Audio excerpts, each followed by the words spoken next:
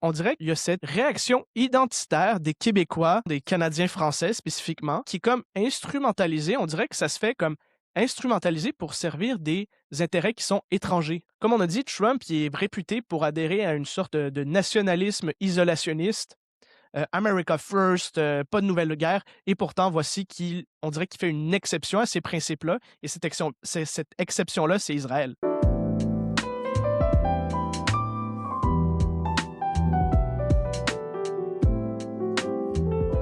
Bonjour, ici Philippe Letellier-Martel d'Action Vitale. Bienvenue dans cette revue d'actualité. La première actualité dont j'aimerais parler, c'est une actualité dont on se fait, sans le mauvais jeu de mots, bombardé depuis les derniers jours. C'est la guerre en Iran. Alors, comme vous le savez tous, le 28 février, il y a eu l'opération Epic Fury que les États-Unis, avec Israël, ont lancée contre le régime iranien. Le guide suprême Ali Khamenei est mort dès le premier jour. Et là, le conflit s'est régionalisé. Israël combat le Hezbollah à la frontière nord. Des pays du Golfe qui se sont fait bombarder par l'Iran parce qu'ils avaient des bases américaines sur leur territoire. Et donc, c'est une situation extrêmement complexe. Dans son discours pour annoncer l'opération militaire, Donald Trump a soulevé son principal justificatif. C'est essentiellement le programme nucléaire poursuivi par le régime iranien. Donc ça, on sait, c'est une raison, c'est un argument qui revient très souvent. Ça fait plusieurs années qu'on en parle, là, l'enrichissement de l'uranium, puis le programme nucléaire, puis aussi les armes de destruction massive. C'est un argument qui a été utilisé pour d'autres régimes au Moyen-Orient. On pense évidemment à l'Irak en 2003, pour déclencher des opérations militaires, faire des changements de régime. Je pense pas que c'est une exagération de dire que l'alliance entre les États-Unis et Israël, c'est un gros facteur dans la décision que Donald Trump a prise de déclencher cette guerre-là. Et même, c'est une décision que certaines personnes soulignent comme étant contradictoire. Donc là, on va parler un peu de politique américaine, malheureusement. Évidemment, c'est quand même quelque chose qui a beaucoup d'importance pour nous, juste factuellement. Je pense que c'est important, c'est ça, de parler de ces enjeux-là, de la politique américaine sans tomber trop dans une espèce de dichotomie hyper moralisatrice. Mais je pense que c'est quand même assez répandu comme constat que Donald Trump, qui a vraiment bâti sa plateforme sur une image très isolationniste, nationaliste, il disait America First, donc aucun autre, on se préoccupe juste des enjeux domestiques aux États-Unis. C'est assez surprenant de le voir partir en guerre à l'autre bout du monde, surtout que c'était un argument électoral de dire que dans son premier mandat, il n'y a pas eu de nouvelle guerre. Et c'est ça, je pense que c'est quand même unanimement ou largement reconnu que la rivalité de longue date entre l'Iran, le régime iranien et l'État d'Israël au Moyen-Orient, ça joue un très grand rôle dans l'alignement que les États-Unis prennent. Évidemment, le régime iranien est très anti-occidental aussi, pas juste anti-israélien, mais souvent les deux sont comme dans le monde arabo-musulman et dans le régime islamiste iranien, il y a cette espèce d'association-là entre les deux, entre les États-Unis et Israël, qui est vu comme un ennemi commun. Et comme j'ai dit précédemment, c'est ça, ça fait un peu écho à d'autres changements de régime que les États-Unis ont déclenchés dans les dernières années. L'argument de l'arme de destruction massive, l'argument de l'arme nucléaire. Mais comme les Américains disent une expression qu'ils utilisent très souvent, j'ai l'impression qu'il y a un peu un éléphant dans la pièce quand on parle de cet enjeu-là. Et là, je fais juste poser des questions, je prétends pas être un expert sur le sujet, mais si c'est vrai que dans les dernières décennies, il y a eu une espèce de course à l'armement avec des armes de destruction massive dans la région. Donc on pense à l'Irak, on pense à l'Iran, il y a même eu la Libye sous Kadhafi, dans les années 90-2000, qui a poursuivi, qui avait un programme nucléaire. On dirait que cette course-là, elle est expressément, elle est même ouvertement affirmée par les leaders du monde arabe et arabo-musulman qui souhaitent se doter d'une arme atomique. Ils disent ouvertement que c'est pour contrebalancer l'arsenal nucléaire déjà existant et d'ailleurs illégal d'Israël. Parce que, bon, c'est un fait établi que depuis plusieurs décennies, Israël a un arsenal nucléaire contre le droit international. C'est pas légal, ils sont pas censés avoir ça. Et ils maintiennent encore une ambiguïté. Ils admettent pas officiellement la réalité qu'ils ont une arme nucléaire. Donc, si vraiment la seule préoccupation des États-Unis dans son intervention, parce que là, on va parler plus tard de la moralité du régime iranien, et évidemment, je pense que c'est un régime profondément immoral et tyrannique, mais je pense qu'il y a d'autres régimes dans la région qui sont profondément immoraux et tyranniques, mais pourtant, ils sont alliés avec nous. Et d'ailleurs, je pense pas que le régime israélien et exempt de tout tort. Mais c'est ça, si vraiment le seul objectif des États-Unis, c'était de maintenir la sécurité nationale, d'empêcher qu'une autre puissance potentiellement mal intentionnée ait l'arme atomique, alors pourquoi est-ce qu'on permet à Israël d'avoir l'arme atomique? Parce que clairement, c'est un facteur de déstabilisation de la région. Clairement, le fait qu'Israël ait l'arme atomique, ça encourage les autres régimes, les régimes politiques voisins à vouloir s'en procurer une pour pouvoir avoir un levier, une égalité avec Israël. Parce que, et là, je pense que c'est peut-être controversé de dire ça, je sais pas, mais ça m'a l'air d'être des faits assez avérés. Israël, dans les dernières années, s'est comporté d'une manière qu'aucun autre pays aurait pu se comporter sans avoir des conséquences extrêmement négatives. Je veux dire, il a quand même été, Benjamin Netanyahou a quand même été reconnu coupable de crimes de guerre, d'un génocide, de nettoyage ethnique. En fait, l'État d'Israël, depuis sa fondation, a posé plusieurs gestes qui ont été décrits comme des nettoyages ethniques. Donc, si on est pour parler de moralité, est-ce que le régime iranien est plus moral que le régime israélien? Peut-être, mais je pense pas que ça justifie nécessairement que ce standard-là de moralité pourrait s'appliquer de façon cohérente à la façon dont les États-Unis se comportent dans la région. Donc, c'est ça. Ce serait la première question que je me pose. Et dites-moi, si quelqu'un est très au courant de la géopolitique du Moyen-Orient dans les commentaires, vous pouvez dire votre opinion. Mais la première question que je me pose, c'est est-ce que si on cherche vraiment la sécurité et la stabilité au Moyen-Orient, et ça justifierait l'intervention des États-Unis en Iran, pourquoi est-ce qu'on n'appliquerait pas la même logique à Israël, qui a une arme atomique, et clairement, le fait qu'Israël ait une arme atomique, ça déstabilise la région? Ça, c'est la première question que j'aimerais poser. Ensuite, une autre question que j'aimerais poser, c'est pourquoi est-ce que la droite occidentale est aussi indéfectiblement pro-Israël? Je pense que c'est quand même une question légitime à poser. Comme on a dit, Trump il est réputé pour adhérer à une sorte de nationalisme isolationniste, America First, pas de nouvelle guerre, et pourtant, voici on dirait qu'il fait une exception à ces principes-là, et cette exception-là, c'est Israël. Et Donald Trump, c'est pas le seul à avoir cette espèce de dualité-là. Il y a beaucoup de figures de la droite chrétienne américaine qui sont supposément America First, pas d'intervention à l'étranger, qui sont très, très pro-Israël. Donc, on pense notamment, bon, il y a des politiciens, là, on peut penser à Ted Cruz, plein de politiciens républicains, beaucoup de figures des chrétiens évangéliques aux États-Unis qui adhèrent à une doctrine qui s'appelle le dispensationalisme. D'ailleurs, ça, c'est une hérésie pour les catholiques. En tant que catholique, on croit que ça, c'est une hérésie, mais qui pense que l'État d'Israël, c'est la même entité que Israël, que le royaume d'Israël dans l'Ancien Testament, que le fait que les Juifs retournent à Sion, donc d'où le mot sionisme, là, à Sion, ça accomplirait des prophéties de la Bible et que les promesses de Dieu envers Israël dans l'Ancien Testament sont encore valides et s'appliquent aux Juifs d'aujourd'hui. L'Église catholique croit qu'elle est, en tant qu'Église chrétienne, Église fondée par Jésus-Christ, elle croit que on est c'est nous, en fait, la nouvelle Israël. C'est l'Église catholique qui est la nouvelle Israël, qui, en fait, la circoncision a été remplacée par le baptême. Bon, le troisième temple, c'est le corps de Jésus, comme il dit dans l'Évangile. Bref, ainsi de suite. Parce que, c'est ça, le deuxième temple a été détruit en l'an 70. Et si on lit les Évangiles, si je ne m'abuse, c'est considéré comme une punition envers les Juifs qui ont rejeté Jésus-Christ. Donc ça, c'est juste pour l'aspect historique, théologique de la chose. Donc c'est ça, vraiment, ça c'est vraiment plus évangélique, cet aspect-là de la théologie chrétienne que supposément on est obligé de soutenir Israël en tant que chrétien, ça c'est beaucoup plus associé aux évangéliques dispensationalistes. Et si je ne me trompe pas, ici au Québec, un des médias qui est porteur de cette doctrine-là, évangélique dispensationaliste, c'est Théovox. Donc, je ne suis pas hyper familier avec ce média-là, mais avec mes quelques recherches préliminaires me démontrent qu'ils adhèrent à cette doctrine-là. Et c'est ça. Bon, aux États-Unis, il y avait, comme j'ai dit, il y avait Ted Cruz, il y a même Charlie Kirk, avant de mourir, il adhérait à cette doctrine-là. Il y a beaucoup de figures du Parti républicain qui ne sont pas nécessairement chrétiens, et qui sont juifs, qui mettent de l'avant, bon, qui sont extrêmement, qui sont très, très en faveur d'Israël. Donc, moi, je me souviens dans mes années où je me suis un peu commencé à m'intéresser à la politique, notamment américaine, le média du Daily Wire, ça a été très influent pour moi. Je m'y suis beaucoup intéressé.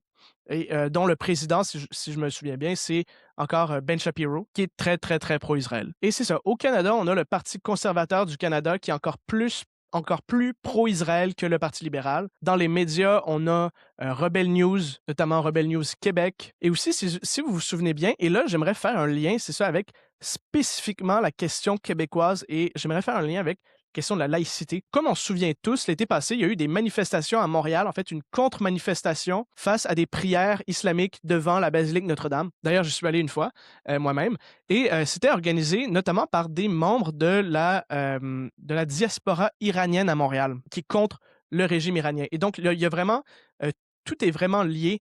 Ce qui se passe présentement en Iran, c'est beaucoup plus lié qu'on peut le penser à notre actualité à nous et notre politique domestique à nous. Donc évidemment, il y a eu Mandana Javan qui s'est démarquée, c'est entre autres elle qui a organisé la manifestation pro-laïcité l'été passé. C'est une Québécoise iranienne, d'origine iranienne, qui passe énormément de temps à parler du péril islamiste. Donc, elle passe beaucoup de temps dans les médias à mettre en garde contre l'intégrisme religieux de l'islam, contre le régime iranien, et elle s'implique aussi avec la droite mainstream québécoise pour vraiment militer en faveur de la laïcité. Dans l'organisation des manifestations, elle a également eu le soutien d'un certain Beryl Wiseman, qui était jusqu'à tout récemment éditeur en chef du Suburban Newspaper Group.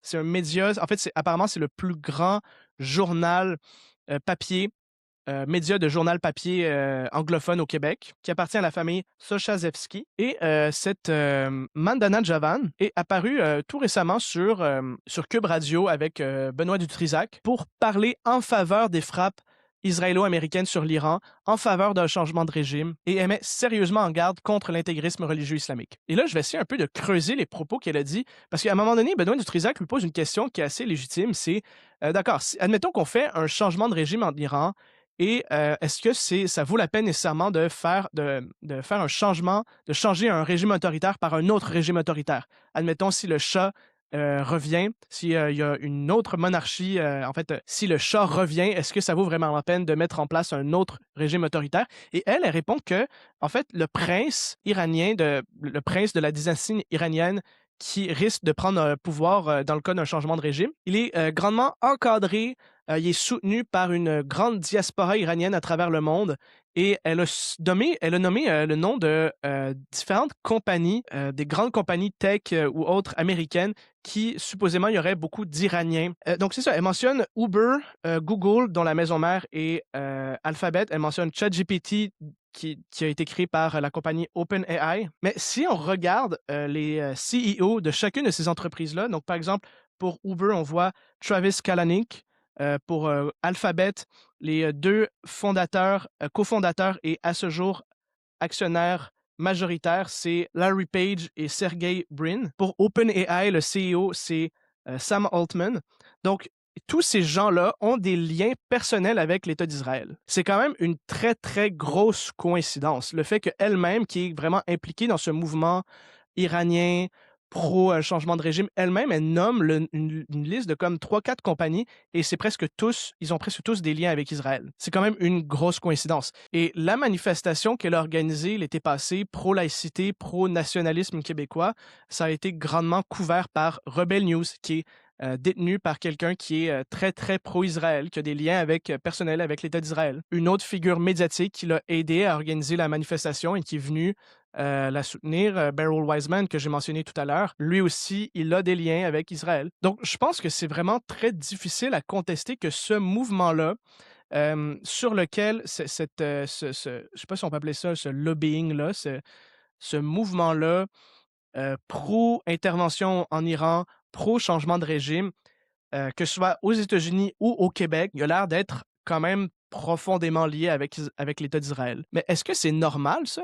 Est-ce que c'est normal que... Parce que là, c'est pas juste la question du changement de régime en Iran, c'est aussi la question de la laïcité. L'État québécois et les médias mainstream québécois sont en train d'aligner leur vision de la laïcité, qui est dans le contexte québécois beaucoup basée sur la peur de l'islam ou l'opposition à l'islam. On dirait que c'est ça, il y a cette réaction identitaire des Québécois, majoritairement des Canadiens français spécifiquement, qui est comme instrumentalisée. On dirait que ça se fait comme instrumentalisé pour servir des intérêts qui sont étrangers. Donc, j'ai pas une explication complète sur pourquoi est-ce que c'en est ainsi. Je vous laisse un peu réfléchir à différentes théories qui pourraient expliquer ça.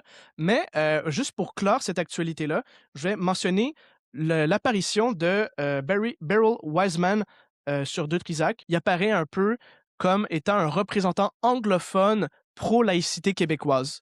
C'est ça un peu l'angle par lequel avec lequel il arrive, il se présente dans l'entrevue. Il nous dit que les Québécois francophones, ben, ils appellent même de souche, là, les Canadiens français essentiellement, et les anglophones et les communautés culturelles, ils doivent arrêter de se battre entre eux dans les vieilles guerres du souverainisme et du fédéralisme. Et il dit qu'il faut se poser la question de si on veut vivre dans une société libre et démocratique qui ne se soumet pas aux extrémistes, sous-entendu les extrémistes musulmans, ou bien le régime multiculturaliste qu'on a présentement au Canada qui se soumet aux extrémistes musulmans. Il dit spécifiquement que les communautés anglophones culturelles, donc il les distingue du old stock canadien-anglais, donc il mentionne les Juifs, les Italiens, les Grecs et même les Hindous, ils doivent considérer une alliance avec les Canadiens français pour instaurer une laïcité un peu républicaine à la française au Québec pour empêcher l'agrandissement de l'influence des intégristes religieux. Et dans cette entrevue avec Benoît Dutrisac, il met vraiment de l'avant une vision de l'identité québécoise qui est complètement dépourvue de catholicisme, complètement tranchée, déracinée de ses origines chrétiennes. Et ça, selon moi, c'est un gros problème. Je pense pas que, à la base, même les Canadiens français qui étaient en faveur de la laïcité avaient cette vision-là de l'identité québécoise. Je ne sais pas si vous vous souvenez, mais en 2018, quand la CAQ a été élue, elle affirmait qu'elle allait faire passer une loi sur la laïcité, mais qu'elle allait garder le crucifix à l'Assemblée nationale. Éventuellement, la CAQ a fini par se plier puis enlever le crucifix quand même, mais au départ, c'était ça l'idée. Au départ, il y avait l'idée que la laïcité québécoise n'allait pas être radicalement déconnectée de ses racines chrétiennes. Et là, on a des gens de diaspora étrangère ou qui ont des allégeances peut-être autres que l'allégeance à la nation canadienne-française, à la nation québécoise, en fait, il nous explique notre identité à nous et comment est-ce que ça exclut le catholicisme. Et Beryl Wiseman, il va quand même très loin dans l'entrevue avec Benoît Dutrisac. Il va même jusqu'à mentionner un livre qui s'appelle Pourquoi je suis séparatiste, écrit en 1960 par Marcel Chaput et dans lequel l'auteur il dit que le Québec doit prendre comme modèle pour faire sa souveraineté nationale l'État d'Israël. Donc, c'est ça. C'était juste, je vous ai garoché plusieurs informations pour vous montrer un peu que tout est lié ensemble dans cette actualité-là. Le changement de régime en Iran, l'influence israélienne qui a quand même l'air assez disproportionnée dans nos pays occidentaux et l'actualité québécoise, en fait, l'angoisse que beaucoup de Canadiens ou le malaise que beaucoup de Canadiens français ont avec l'islam. Et d'ailleurs, moi, je pense pas que c'est mal d'être malaisé avec l'islam. Je pense que le Québec, c'est une terre catholique. Je pense que l'identité qu'on devrait mettre de l'avant, c'est une identité canadienne, française et catholique au Québec. Mais on dirait que cette angoisse identitaire-là, cette réaction identitaire face à l'islam, elle est comme capturée et redirigée pour servir des intérêts qui sont autres. Et ça, je pense que c'est quand même un gros problème. La deuxième actualité que j'aimerais aborder, c'est l'essoufflement de la souveraineté dans les sondages, plus spécifiquement l'essoufflement du Parti québécois dans les sondages. Dans les 2-3 derniers mois, le PQ est passé d'une avance de plus de 20 points dans les sondages à être quasi ex-aequo avec le Parti libéral du Québec. Donc, quand on regarde les sondages plus en détail et on regarde les tranches d'âge, la thèse la plus probable pour expliquer ce déclin-là du Parti québécois dans les sondages, c'est le revirement du vote âgé. Donc, dans la tranche d'âge de 55 ans et plus, on a vu une migration rapide vers le Parti libéral du Québec. Et la raison la plus probable de cette migration du vote âgé vers le Parti libéral du Québec, c'est la peur. C'est la peur de Trump, c'est la peur du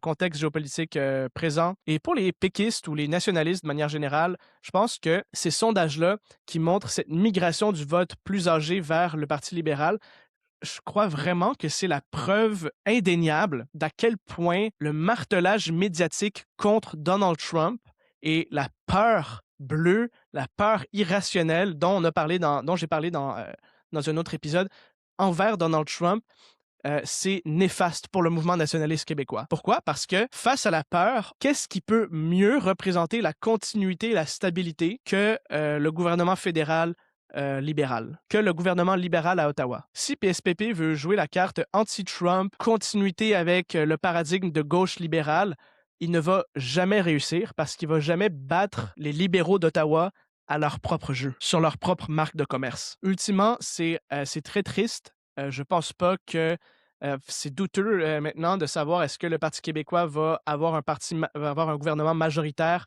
si jamais il est élu en octobre. Je ne pense pas qu'un troisième référendum va fonctionner s'il décide d'aller de l'avant. Et je pense que cet essoufflement de la souveraineté, c'est quelque chose, c'est ça, c'est vraiment tragique, c'est triste à voir ça.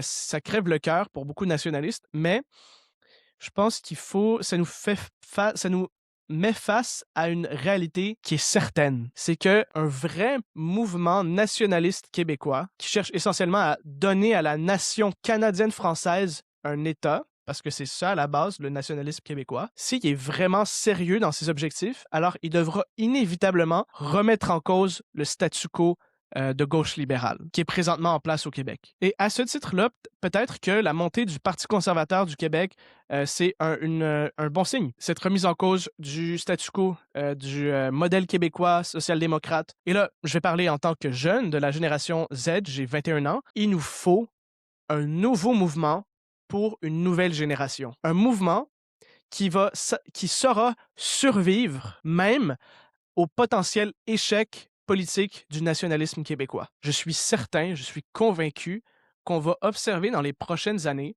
même si le PQ échoue dans sa mission, même si le projet nationaliste québécois ne marche pas, je suis certain qu'on va voir un nouveau mouvement chez la jeunesse, spécifiquement la jeunesse canadienne-française. Un mouvement conservateur, qui remet en cause l'orthodoxie de gauche libérale. Un mouvement qui sera également patriote. C'est ça qui va remettre en cause l'ordre établi libéral de gauche parce que cet ordre-là, cette orthodoxie libérale de gauche-là nous a oubliés. Cette jeunesse native, on pourrait l'appeler blanche occidentale, dans le cas du Québec, canadienne-française, cette jeunesse a été oubliée par l'ordre établi. Elle est affectée négativement par l'immigration de masse qui réduit son accès à la propriété et au marché du travail. Elle souffre des conséquences du féminisme qui détruit les relations entre les jeunes hommes et les jeunes femmes et qui s'est fait marteler depuis l'enfance par de la propagande woke qui essaie constamment de la faire sentir coupable pour le simple fait d'être blanc. Donc voilà, je pense que le nationalisme québécois doit prendre une nouvelle forme. Et ça, on va parler sans doute plus en détail dans une autre capsule, mais je crois vraiment, c'est ça, que on doit repenser le nationalisme québécois et créer un mouvement qui va être capable, indépendamment de si ça fonctionne sur le plan électoral ou non, un mouvement de jeunesse, un mouvement qui investit dans le futur et qui sera capable de prendre la société civile. Je pense à une forme de communautarisme canadien-français. Donc, toutes les autres communautés culturelles le font depuis des décennies, alors pourquoi est-ce que les Canadiens français, c'est les seuls à ne pas le faire à l'heure actuelle? Parce qu'on sait très bien que depuis des décennies, on sait que les Juifs, les Italiens, les Russes, les Asiatiques, ils ont tous des stratégies communautaires de la sorte. Je pense qu'un mouvement patriote canadien-français qui va prendre la société civile devient de plus en plus nécessaire. Et il faut commencer à y penser. Il faut commencer à réfléchir à une porte de sortie. Et c'est ça, les possibilités sont infinies.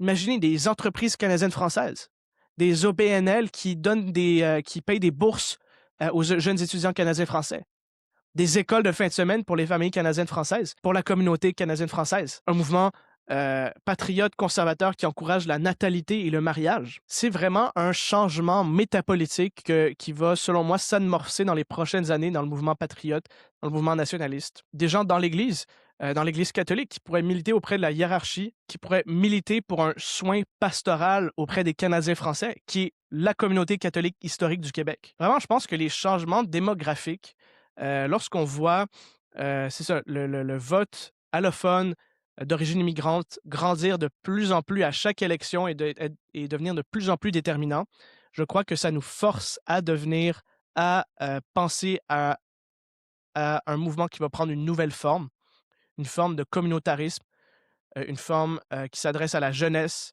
euh, qui répond aux problèmes de la postmodernité qui affectent notre génération. Et je pense que la première étape pour arriver à cet objectif-là, c'est de réintroduire le concept même de Canadien français. Parce que, tout simplement, les changements démographiques nous forcent à faire cette distinction-là. Parce que c'est pas juste la langue. Quelqu'un qui vient d'Afrique francophone n'est pas qui émigre ici n'est pas nécessairement un Canadien français. Donc, pour parler de la nation québécoise, parler de la nation qui est représentée par le Québec, qui cherche à se représenter par le Québec, ce que certains appellent la communauté historique, il faut lui donner un nom, il faut ramener le vocabulaire pour le désigner, il faut réintroduire le concept de Canadien français et bâtir un nouveau mouvement patriote nationaliste sur cette identité canadienne-française-là. Donc, dites-moi ce que vous en pensez dans les commentaires. Je sais que c'est un sujet très chaud, très débattable, mais je crois vraiment que pour le long terme, c'est vers ça qu'il faut commencer à investir, le communautarisme canadien-français, quelque chose qui va être capable de survivre à l'échec politique. La prochaine et dernière actualité dont j'aimerais parler aujourd'hui, c'est un documentaire que j'ai vu, que j'ai trouvé hilarant sur Radio-Canada. C'est sur le Lux Maxing et l'influenceur américain Clavicular. J'étais vraiment époustouflé quand j'ai j'ai vu un mini-reportage sur cet enjeu-là. Ce par quoi j'aimerais commencer, c'est une anecdote personnelle. Tu sais, je pense, si je me trompe pas, là, cette espèce de trend là, du look maxing, ça a commencé à vraiment prendre son envol en 2025. Mais moi, plusieurs années avant ça, j'avais déjà entendu parler. J'avais connu quelqu'un qui était vraiment là-dedans en 2020-2021. C'est un ami que j'ai rencontré à l'église quand je commençais à aller à l'église. Et lui, il m'avait partagé, il était vraiment dans les cercles en ligne, puis il m'avait parlé d'une théorie que, bon, certains appelleraient pseudo-scientifique du 19e siècle, s'appelle la physiognomonie. Donc, c'est comme une espèce de science qui essaie de prédire les comportements des gens basés sur des traits physiques du visage. Donc, par exemple, est-ce que tu peux faire confiance à quelqu'un dépendamment de ses proportions du visage? Et puis bon, et le trait, le trait qui utilisait le plus, c'était pour prédire l'orientation politique des gens. Donc, par exemple, il y a le Tchad, celui qui a une jawline, qui a le menton avancé. Lui, il a de la testostérone. Lui, il a objectivement raison sur tout. Lui, évidemment, il est de droite. Euh, et puis, c'est ça, c'est le Giga Tchad, qui est évidemment de droite. Et il y a le Soy Boy, celui qui a, tu sais, qui a le menton reculé comme ça. Genre, et lui, évidemment, il a pas de testostérone, il a objectivement tort sur tout, il a pas les bonnes opinions. Fait que c'est vraiment, et ça, c'est avant même que les memes commencent à circuler. Donc ça, c'était ça, 2020-2021, puis comme 2 ans plus tard, un peu plus, il commence à avoir des memes qui circulent entre le Giga Chad puis le Soy Jack pour désigner qui a tort, qui a raison. Donc vraiment hilarant comme phénomène. Et d'ailleurs, cet ami-là, il était moins extrême que Clavicular, là. Lui, il me disait, les techniques qu'il me partageait, c'était quand même pas pire. Il m'a fait part d'un produit que j'ai essayé d'ailleurs quelques fois. Ça s'appelle le Mastica. C'est une espèce de sève, une espèce de sève cristallisée d'un arbre qui vient juste de graisse. Que, en fait, tu le croques, puis là, ça se brise en plein de morceaux, puis là, ça finit par devenir comme une pâte, mais qui est très résistante. Fait que là, ça travaille tes muscles de la mâchoire, puis supposément, ça développe ta mâchoire. Puis je pense que ça marche. Je n'ai pas fait assez pour vérifier, mais je pense que ça marche. En tout cas, je pense que c'est beaucoup plus raisonnable que le bone smashing de claviculeux, là, se péter la mâchoire avec des coups. Mais outre cette historique personnelle, outre cette parenthèse, qu'est-ce que ça signifie l'ascension d'une figure comme ça sur les réseaux sociaux de claviculeux? D'abord, je pense que la première chose pour analyser ce phénomène-là, c'est quelque chose, je pense, qui est très courant dans plusieurs sous-cultures Internet de la manosphère. C'est que les jeunes hommes de notre génération, par exemple, Claviculeux a 20 ans, il est plus vieux, plus jeune que moi.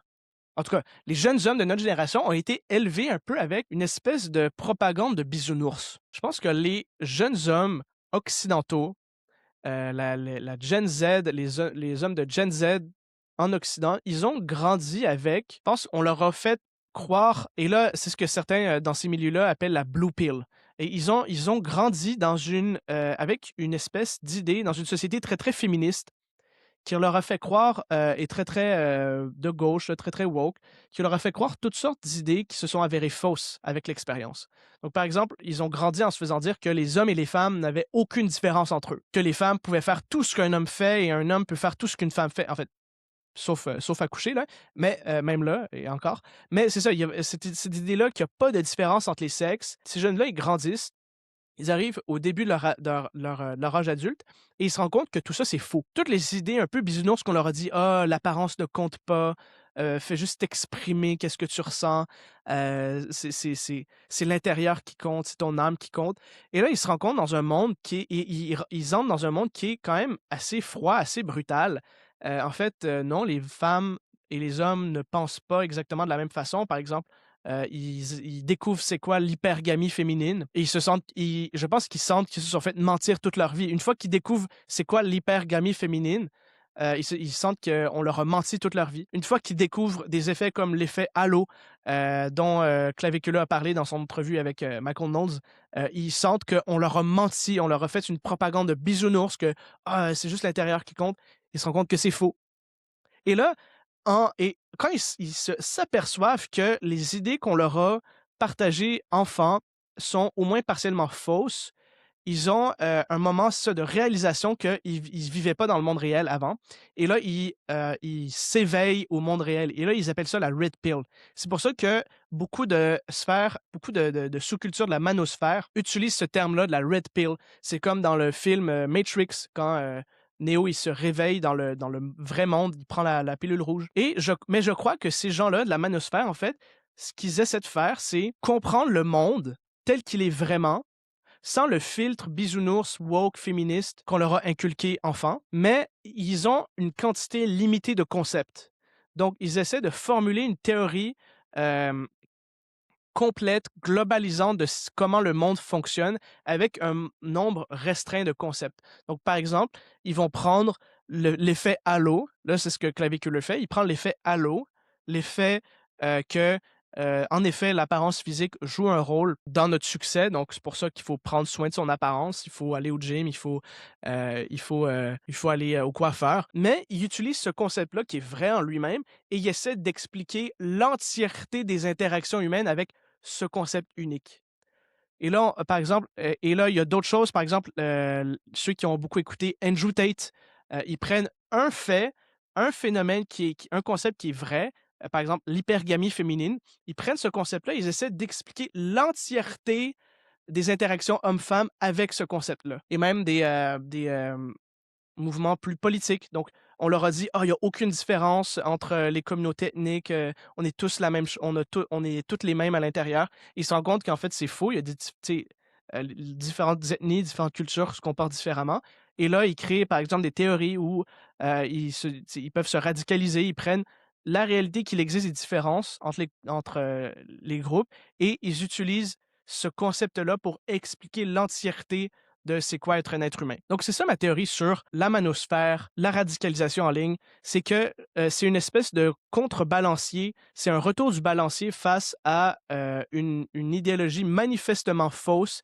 et déconnectée de la réalité qu'on essaie de pousser sur une génération. Et une fois que cette génération-là découvre certains concepts qui sont vrais, ils essaient de tout expliquer par ces quelques concepts qu'ils viennent de découvrir. Évidemment, ça donne lieu à des excès et à des discours complètement cons. Et il y a aussi une dernière chose par rapport à ce Luke Maxing-là, je sens qu'il y a beaucoup de cynisme. Évidemment, c'est quelque chose qu'il faut mentionner, l'espèce de, je ne sais pas si on peut appeler ça la commodification ou l'objectification du corps humain. On devient juste un produit qui est pour la consommation des autres. Donc, je pense que pour résoudre cette crise-là qu'on observe chez les jeunes hommes, ben, premièrement, je pense que c'est vrai que peut-être que beaucoup de jeunes hommes passent trop de temps sur Internet, ça c'est une réalité. Mais aussi, à la place de juste condamner, à la place de juste dire: «Ah ça c'est l'extrême droite, c'est mauvais, c'est pas bon», Je pense qu'il faut essayer de reconnaître, on sera contraint de reconnaître la part de vérité qu'il y a dans ces idéologies extrêmes qui sortent d'Internet et à la place d'essayer de juste le rejeter complètement, il faut reconnaître la part de vérité et ça, c'est difficile pour les médias mainstream, mais il faut reconnaître la part de vérité, mais y apporter de la nuance. Je pense que c'est ça, la bonne approche à avoir face aux théories de la manosphère qui sort d'Internet. Donc, c'est tout ce dont je voulais parler dans cette revue d'actualité. Je vous remercie énormément. Action Vitale, c'est une entreprise médiatique québécoise en devenir qui cherche à rendre les positions conservatrices accessibles aux jeunes. Je m'appelle Philippe Letellier Martel, j'ai 21 ans. Ça fait un peu plus d'un an que je fais ça. On est sur plusieurs réseaux sociaux. Les liens sont dans la description. On a une plateforme de contenu exclusif et anticipé sur Patreon. Le lien est aussi dans la description. Je vous souhaite une excellente journée et n'oubliez pas, le Québec n'est pas encore perdu.